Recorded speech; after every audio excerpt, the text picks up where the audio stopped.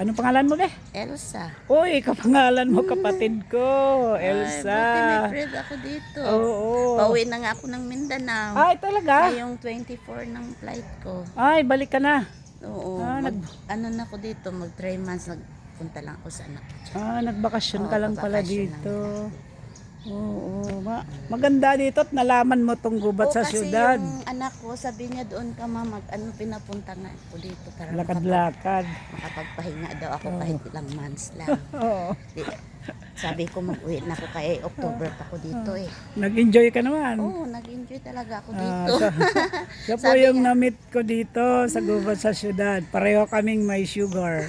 mas taas ang sa akin. Pero hindi pa siya nag-maintenance. wala Ako akong nag-maintenance na. Kasi yung husband ko, diabetic, hindi siya naggamot.